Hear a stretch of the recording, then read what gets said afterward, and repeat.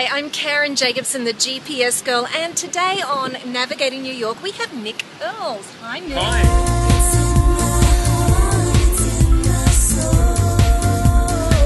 When I'm in New York.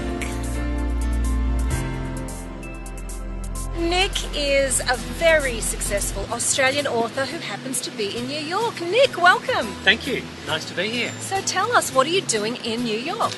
Well, I think I'm here because I'm facing a big birthday in the next few weeks, and so... How big are you going to tell us? It ends with a 0, and it doesn't start with a 3 or a 4. So yeah. You look great for your age. Thank you, Karen. 60, Thank you. wow. And if I don't, you can fix it in post, right? I can fix it in post. Yeah. That's how it works. I don't want to look anything over 35 in Oh, post. okay. Well, Okay. no, not a problem. Thanks. So that's why you're here. For I think a big that's birthday. it. Yeah. So Okay. it's part of my big birthday lap of North America, including glaciers on one side and New York on the other, and various things in between. Very good. So what have you been doing while you're in New York? What have you loved doing?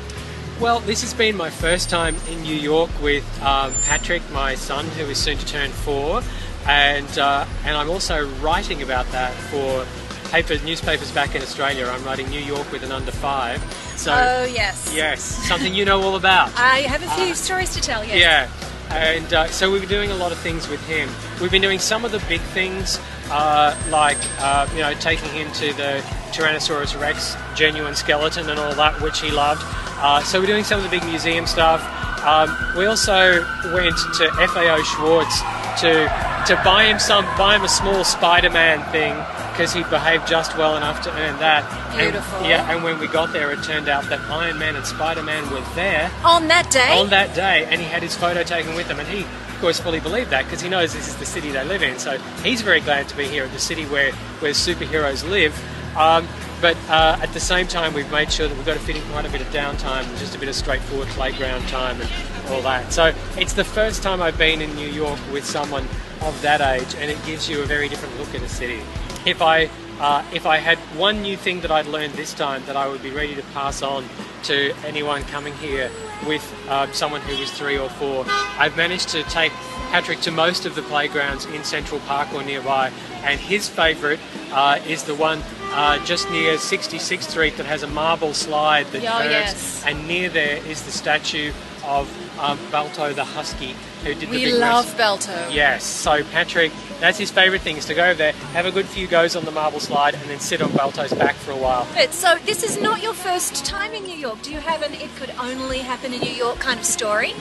I think I do. I think I've got one thing that happened to me here that I can't imagine happening anywhere else. So 20 years ago, for my 30th birthday, a friend gave me a book called... I see a pattern. Yeah, called Monster in a Box, by a guy called Spalding Gray. Now, Spalding Gray was better known as an actor. He was in Beaches. He was the obstetrician in Beaches. But he also did monologues. He did one called Swimming to Cambodia, and then he did Monster in a Box. And he had various grants to write a novel, I think, and that didn't come off. But that's the story of Monster in a Box. That's the manuscript that he carries around with him. It's a really cleverly written piece of work. I can see that it was written as a monologue, but through the voice of it, I kind of thought, there's something here that can work for me. A voice that sounds really conversational, like you're just getting access to a person's thoughts.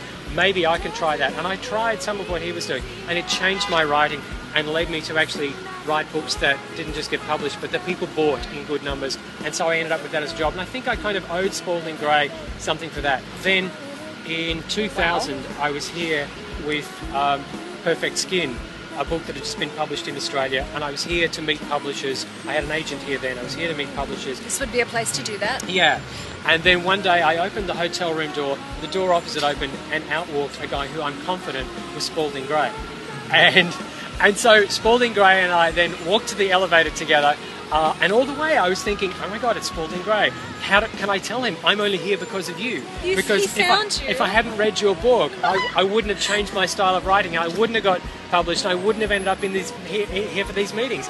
And I couldn't work out how to say that because, as you're walking to the elevator with the guy, and then the elevator was broken. So Spalding Gray and I jogged down all the flights of stairs together, chatting about various things. And I thought, I can't go, I'm only here because of you, because that would sound really strange. Yeah. The next day, I opened the door, and then he opens the door opposite, and the same thing happens again. And we jog down the stairs. So then I've got kind of a relationship with Spalding Gray, and I even more can't say to him, I'm only here because of you, because it would totally be like I've been stalking him.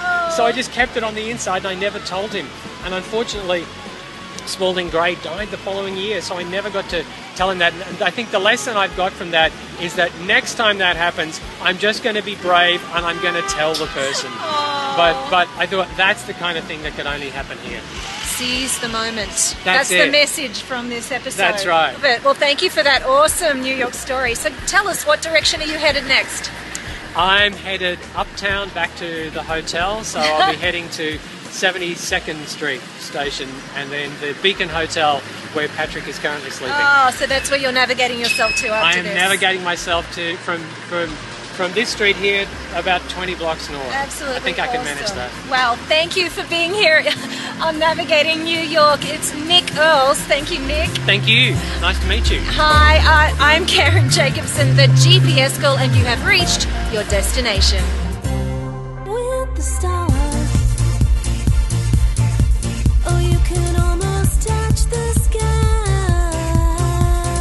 It's in the heart, it's in the soul.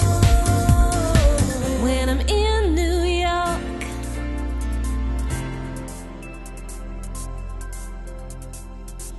This episode of Navigating New York is brought to you by Essence of Valley. Natural products for health, beauty and well-being.